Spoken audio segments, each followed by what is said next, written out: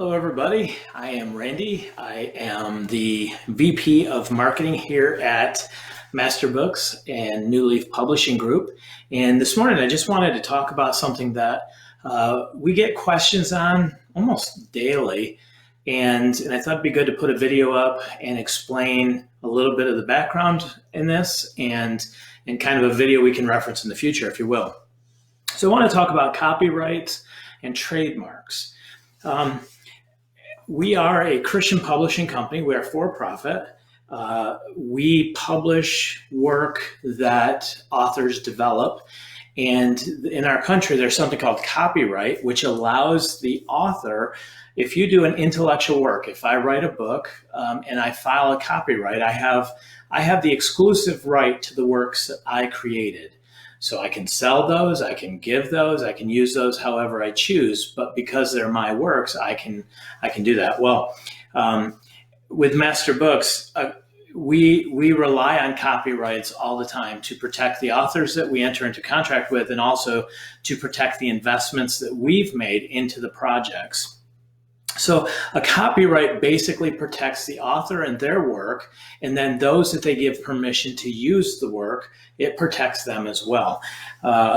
In Master Books, like our curriculum, we have a standard copyright page. The copyright is always it's in the front, usually it's the front inside page. Has the dates of copyright. If there's another printing, it'll tell what printing is here. So this copyright, of course, my wife wrote this book, and so the copyright is in her name. Copyright 2019 by Kristen Pratt. All rights reserved.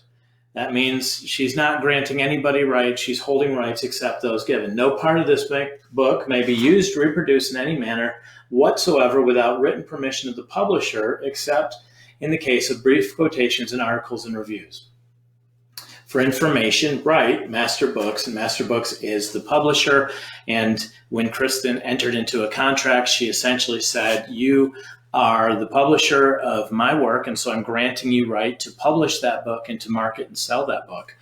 And what, ironically, so if this book went out of print and we decided to no longer print it, the copyright goes back to the author. She then has access to either sell it to another publisher, self-publish, or do anything like that.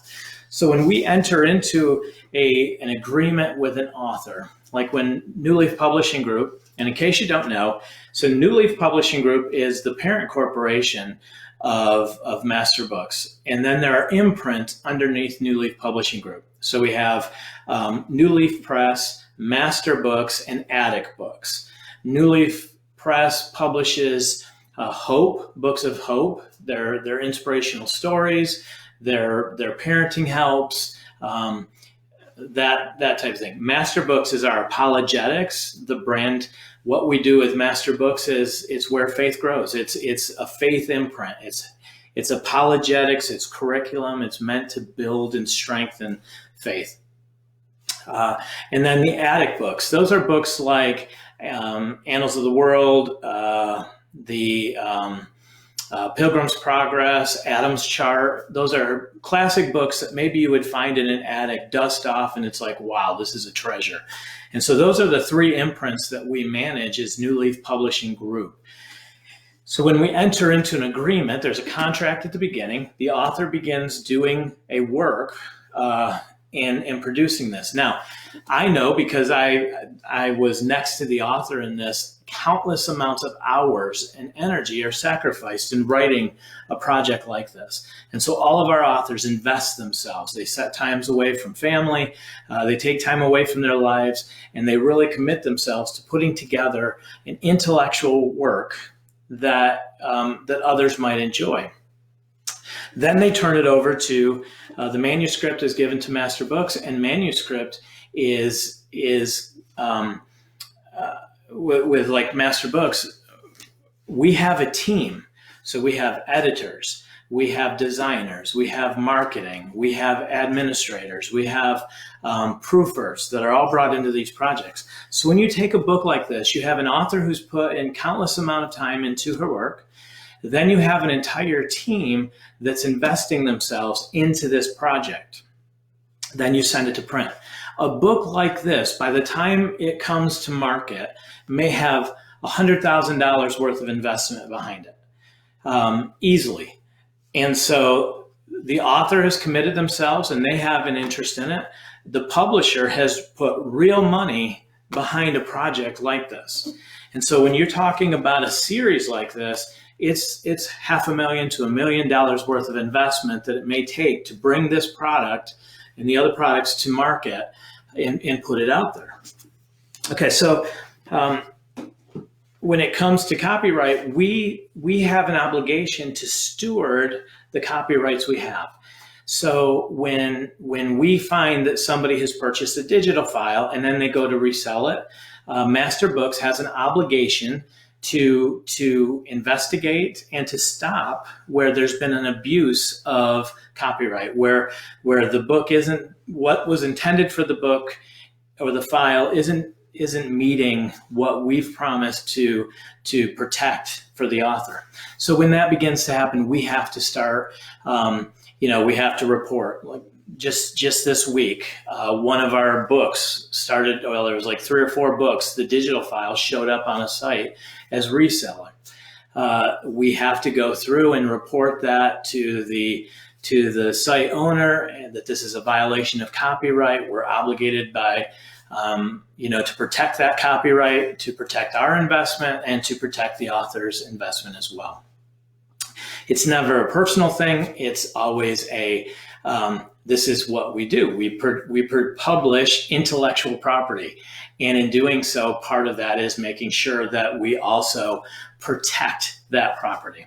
So copyright is a protection, and we file our copyrights with the U.S. Copyright Office. And so there is a Library of Congress number assigned to this book, and it's completely, it's not just an assumed copyright. It's a filed copyright that we have, that we say this work and this collection is the work of the author, and then also the layout, design, all of that becomes part of the copyright, because as a publisher, as a team, we put that together. Okay, so that's the basics of the copyright. But what permissions do we give you as a family, or maybe a co-op or a school, when we have a product like that goes into copyright? Well, we give families the right to use the materials within their own family. So in your household and with your family, if you have 2 children that want to do language lesson 6, and you buy a physical copy or you buy a digital copy, you are able to make 1 copy or a copy for each child you're going to use it for that are in your immediate family and in your household. We do that because we know that families can be on a tight budget, and if there's a way to help families, we want to do that. So that's what you can do legally. We give you permission up front. In fact, it says in the copyright page, it says permission is granted for copies of reproducible pages from this text to be made for use within your own homeschooling family activities. Material may not be posted online, distributed digitally, or made available as a download. Permission for any other use of material must be requested prior to use by email to the publisher at, and then the info@nlpg.com address. Now, also in this, there's other copyrighted work. So we actually paid for some of the images. This images has a copyright, and we paid to use this image as part of this. So we're also protecting the investment we have in that. Okay, so we give you permission to use that within your own family. Beyond that, what about a co-op? Okay, so with co-ops in schools, what we require is you have a seat license. That means you have either a physical copy or you buy a digital copy for each student that you have in the class. Now, if they're family members in the same household, you have 2 kids from the same household, they could share a seat license because of the copyright. But for everybody else, if you have 20 students in your co-op class, we ask that you have 20 student books. What about a teacher guide? Well, Because our teacher guides usually have student activities, if you're going to need to make copies or handout sheets or anything from that teacher guide, we ask that you also have a seat license for each student in the class. We don't give permission to make copies of our teacher guides or student activity sheets or quizzes and tests. Sometimes people will request and say, I only have 2 to 3 children that are in the class. Can I have that? It's on a case-by-case basis, but typically the answer would be no, because we have an obligation to the author to make sure we protect the work as we agreed upon, and seat licenses is one of the things that we feel accomplishes that purposes. What about reselling? That's a question that comes up, and from time to time we have to reach out. Okay, so reselling a physical book. We can't prohibit the resale of a physical book.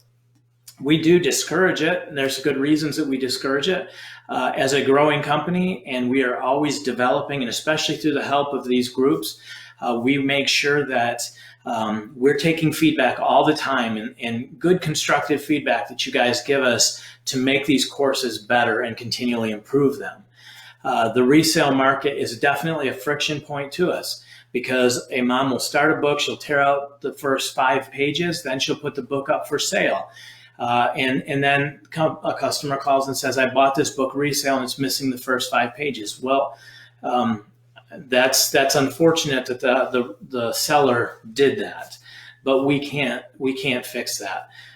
Sometimes it will be a digital, sometimes the physical book will be a book that we recalled. There was a particular book in case that there was a problem with it. And so we decided the best thing to do was send a replacement. And what we noticed was there were people who got the replacement, took the other book, put it up for sale. And then when that book hit the market, we immediately knew that this was a book that unfortunately somebody sold you a defective book.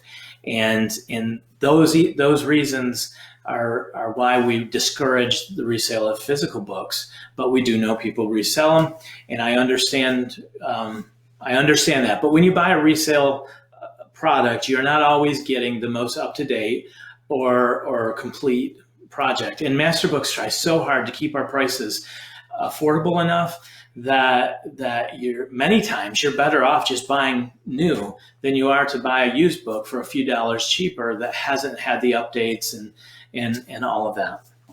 Okay, but what about digital books?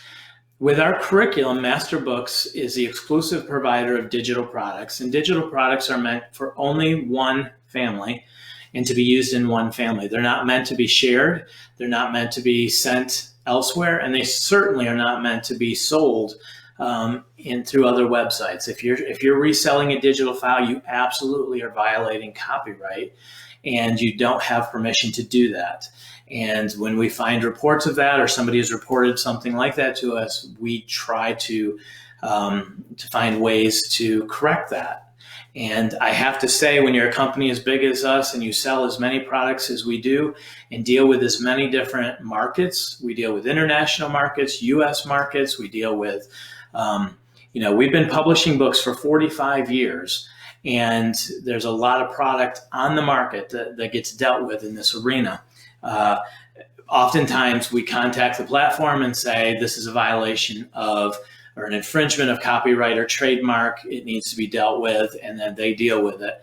And then, it's whether it's schools or resellers or whatever, there's a certain amount of policing that takes place, and then the platforms that it's occurring on usually have policies to deal with that, because they deal with it as well. I would say in a Christian market, we don't deal with it as much as a secular market, but surprisingly, we do deal with infringements. So these are the basics of copyright. It's the author's work. It's protected by copyright. They give us the license to market their products and to essentially have the copyright while we keep it in print and keep marketing it. And we have an obligation to protect it. Okay, what about trademark? Let's talk about trademarks. Trademarks are identifiers. Masterbooks is a trademark that we use to let the world know this is how we do business. And trademarks, most companies that have a reputation and have built a brand have a trademark. So our trademark at Master Books, we've been publishing books for 45 years. We have a very distinct line of books that we publish. We're known in the market. Master Books is known in the market as the publisher of apologetics books, homeschool curriculum, different resources that go along with that. So there's a reputation with that trademark. So in doing that, we filed with the Trademark and Patent Office. This was a number of years ago. And we are the only ones authorized to use the trademark Master Books. And we have an obligation to protect that name.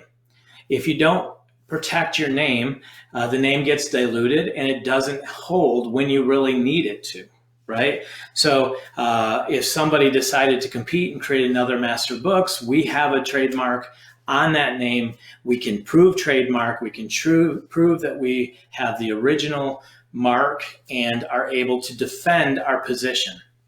Why is this important? Okay, because of confusion in the market. I said we invest millions of dollars to bring product to the market. And as we have this investment there, we want people to know that when you connect with Master Books or a Master Books product, the integrity of the product is all there. It gets where trademark becomes an issue is where there's confusion in the market. So if you go to Christian book distributors and you click on Master Books, you know that you're at a reseller's page, Christian book distributors, and you're going to buy Master Books product. That's not difficult. But if you came to another site that said Master Books books, now there may be confusion. And so we have to make sure that we're always looking on the market to make sure that customers aren't confused. If you're a new customer and you type in Master Books, do you understand the difference? This is the official, the owner of the trademark, this is their page, versus this is a reseller or somebody who has authority, somebody we've given permission to use Master Books. You see this a lot with other companies. They own like the use to market their name. So when it comes to, say, a t-shirts or apparel or whatever, and just so you know, we actually just submitted a whole batch of apparel designs that we can have some apparel and some different things available for customers of Master Books. But okay, we have the official right to use the name Master Books in all that we do. If somebody infringes on that and there's confusion in the market, say there's a knockoff group on Facebook that says, we have Moms of Master Books. That's our official group. That we have the right to use that name. Somebody else comes in and says Master Books, whatever. We have an obligation to protect that trademark and report it to Facebook because it's a trademark infringement. And we do that with every infringement that we have. It's not a personal issue. It's not an attack on anybody. It is solely protecting the investment we've had for 45 years in the market, building up a name and a reputation in the market. So sometimes when there's questions about, well, Master Books may not let people use the name Master Books, that is correct, because we've put some real skin in the game, right? And I want you to think about it like this. If I came and took your name, if I said, hey, I'm going to take your name, Sue. I'm not pointing anybody out, but I'm going to become Sue. And I'm going to use your name and I'm going to step into the arena and I'm actually going to call all the people in your friends list. And I'm going to say, hey, this is Sue and I want to help you. I want to talk to you as Sue. Eventually, Sue would become Sue wouldn't like that because you're doing business in Sue's name. You're conducting business in the marketplace or with her friend list or whatever as her. And identities are what classify us in a relationship. If I have a relationship with Sue, I know that it's Sue I'm talking to. not somebody representing themselves as Sue or as an ambassador of Sue or under the authority of Sue. And so we don't grant permission for our trademark to be used unless you are a resale customer of ours. Now, resale doesn't mean reselling products that you've used. Resale means you've purchased the product wholesale. You have a business that markets to the community that sells. Answers in Genesis would be an authorized reseller. They have permission to use Masterbook's name in association with selling our product. Same with Christian Book Distributors, Rainbow, Mardell, any of the other resellers that we would have. So when it comes to any kind of confusion in the marketplace or dilution of the value of that brand, we have an obligation to say, we haven't given permission to use Masterbooks. You know, for some of you that may be in ministry, I can explain it this way as well. We pastored a church, and this would happen so often. We would have Sunday morning service, and we would have Wednesday night service. And in that confines, we would do our best to protect people, right? To make sure that people were being fed spiritually, that the message matched the integrity of the word, all of those types of things. And what would happen sometimes is somebody would come into the church and be like, "Oh, I love the church. I love what you're doing." And we'd say, you know, we have a Sunday service and a Wednesday night service. And they said, no, we're going to have our own Wednesday night Bible study because we want to have freedom to do things the way we want to do. And then they're in the hall telling other people, "Hey, come to our Bible study on Wednesday night. We know the church has a Bible study, but you know, they don't do things quite the way we want to do. So come to our church, our Bible study on Wednesday nights." And they're not under the covering of the church.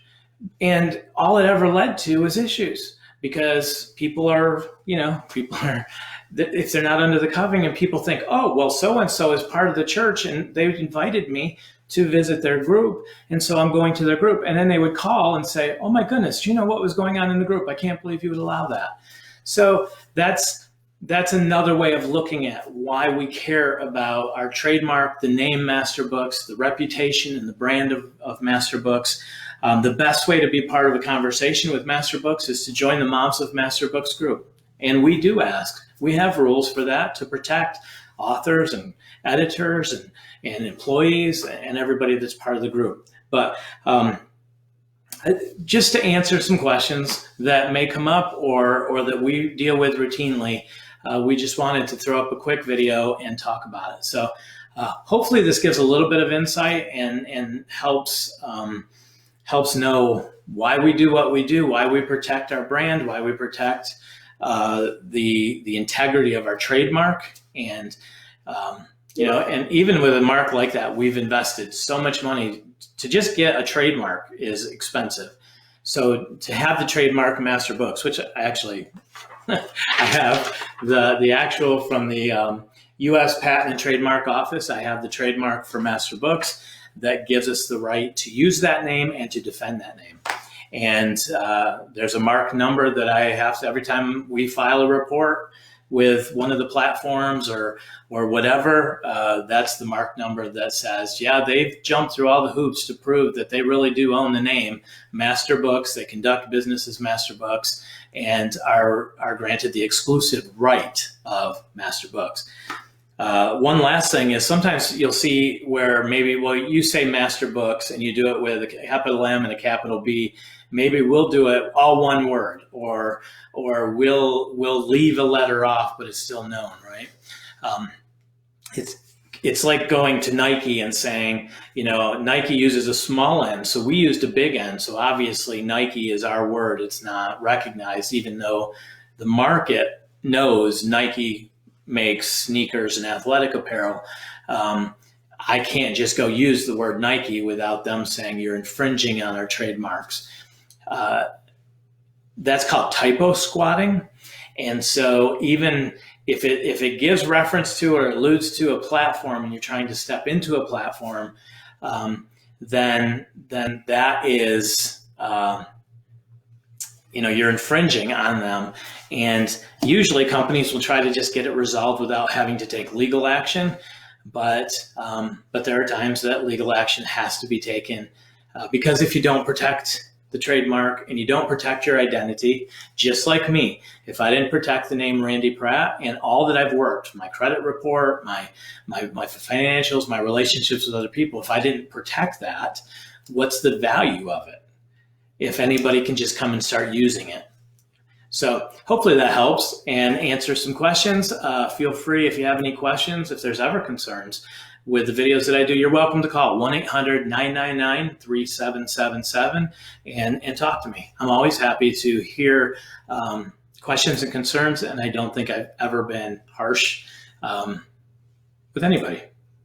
So, all right. Hey, well, God bless. Hey, later today, we're going to have a video. We're going to be talking about any questions that you may have about teaching tips. So maybe it's motivation. Maybe it's, we're just going to have fun with a conversation on teaching tips. I don't really have a topic per se, but I think that if we can do anything to explain answers to it, we'd love to do that. So, all right. Hey, well, thank you for your time. God bless you guys. And hopefully we'll see you this afternoon.